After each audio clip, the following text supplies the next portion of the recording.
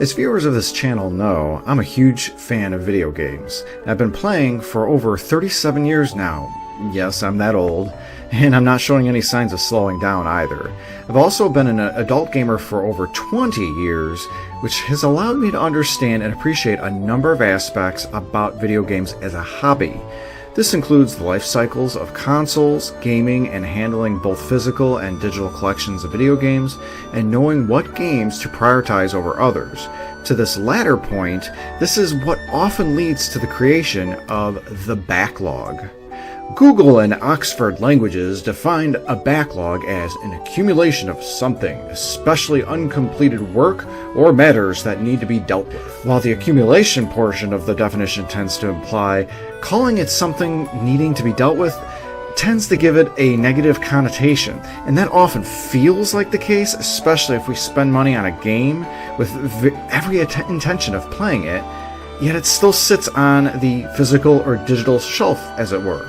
I'm guilty of this too, which is why you're going to be seeing a list of my backlog scroll throughout the duration of this video. But what are the biggest culprits of this? As you look at the list of games that scroll here, you'll probably see a number of games that are critical successes, indie darlings, cult classics, or the like.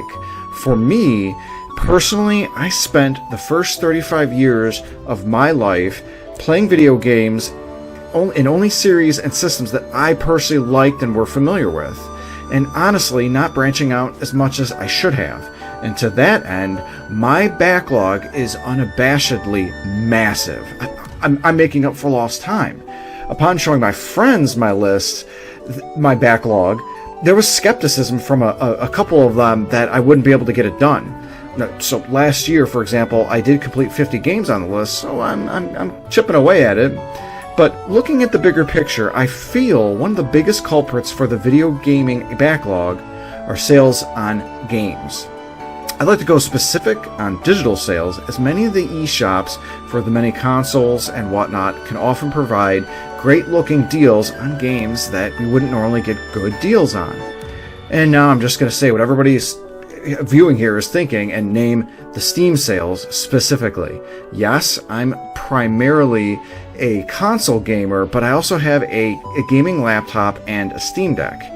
I've imbibed the sweet ambrosia of $1 or $2 games that Valve offers on Steam that I probably normally wouldn't have bought. I can also blame a Humble Bundle or three for a few of these on my backlog as well. Another culprit that is specific to console gamers in today's world is the subscription service. I don't have an Xbox system, but Game Pass is available on PC, and I could use that to take advantage of all the games it has for my laptop. A few titles I was able to snag on the monthly free PlayStation Plus offerings, and while I'm only in the Essential tier, Sony has been doing well to provide a good amount of high-quality games in their Extra tier. Nintendo's NSO expansion pack is one that I'm also subscribed to, allowing me to add a number of classics from various systems that are on my backlog too. One last culprit for creating the backlog itself is a more general one, and that's FOMO, fear of missing out. Technically, this could apply to the first two reasons I mentioned. We don't want to miss out on a great sale, or we don't want to miss our opportunities to snag a free game. In a more general sense, FOMO can happen in the event that we hear of a game's or series' reputation and we need to snag it so we can feel like we're relevant or even justified in our hobby. It might also end up being a rare find, especially if it's a physical copy or rarely on sale. Admittedly, this has hit me hard, especially as of late, since I had mentioned that I feel like I missed out on a lot of potentially good games because I was just so laser focused on my own specific tastes. Because of this, I'll admit that it's burned me a little bit, as I've played games that I just couldn't get into or lost interest in quite quickly. Elden Ring, I'm looking at you. So what can we do to stop backlogs from happening in the first place? My first instinct, honestly, is to tell you to do nothing. Video games need to sell, and you're helping the industry by buying them. If we're really set on mitigating growing backlogs, though, then the best thing to do would be to stop buying the games and start playing the games on our said backlog. It's easy, right? No. But both of these require a little bit of psychological coaxing or tweaking to be able to address. To stop buying, I feel the best thing to do is to either stop shopping when we know sales are happening or are coming.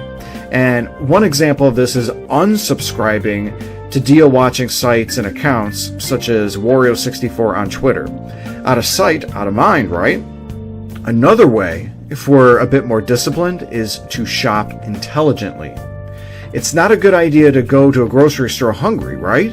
Keep that mindset when sales are going on.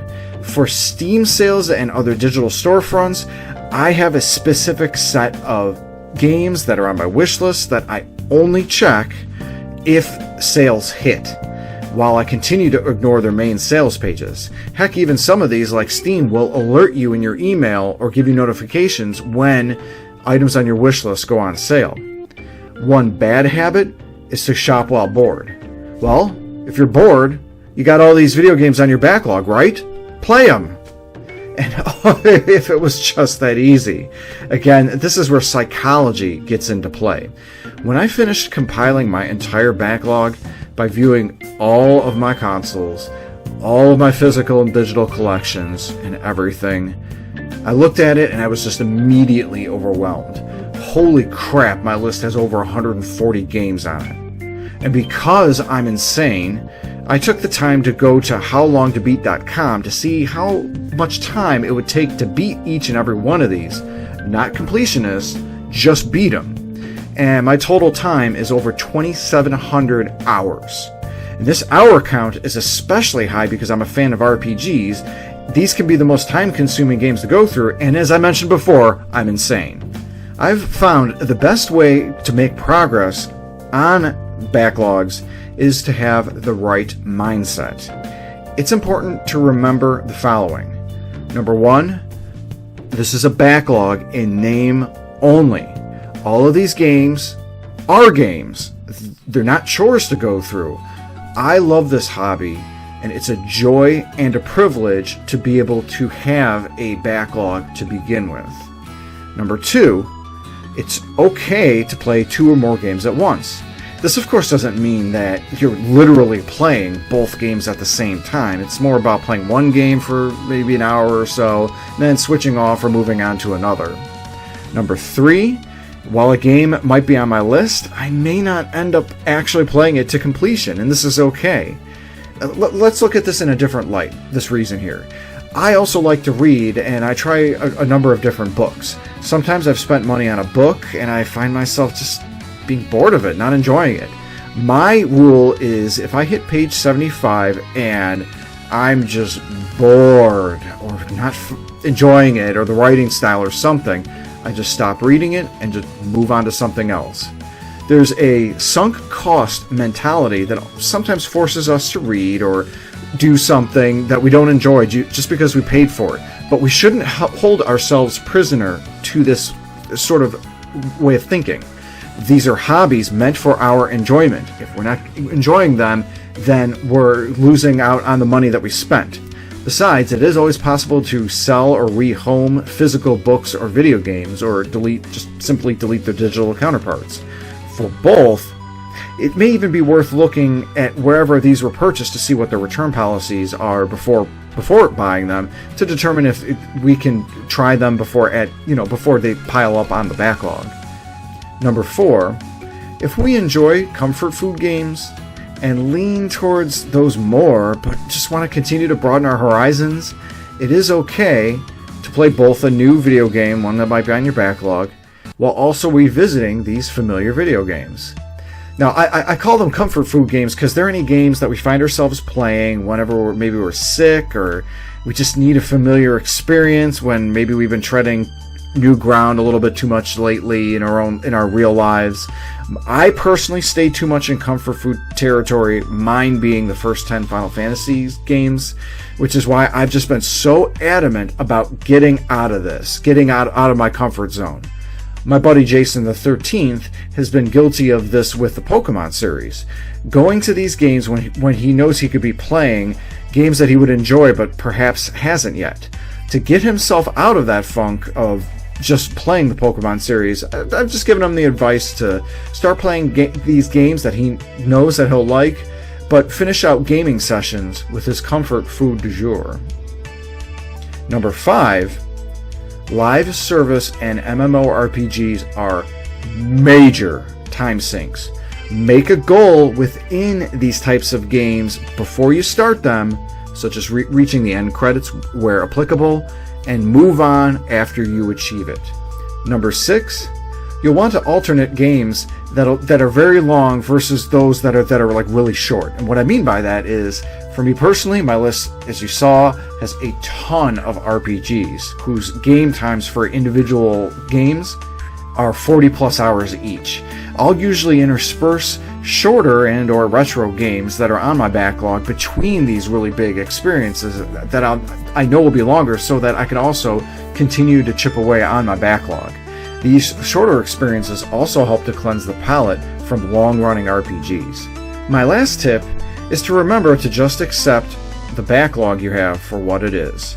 There really isn't a huge reason to have to go through all these games, unless the items on your backlog are on a subscription service that the service itself running could always pull it, or it's on a console or system whose physical integrity to run the game you want to play is in jeopardy. Even physical cartridges can have their batteries replaced to allow continued battery backup, although that doesn't protect against bit rot. There's still emulation, of course, though again the legality for that is murky at best. But I'm really curious. Let me know in the comments section what are some of the games that are in your backlog. Are there any that you would classify as like the white whale, always topping your list, yet you've just never had that inclination to tackle it? I know I've had that with a number of mine, and it's been within the last couple years that I've actually started tackling my own white whales. And just remember, please like, subscribe, and ring that bell for more notifications. Thank you for watching, and have a great day.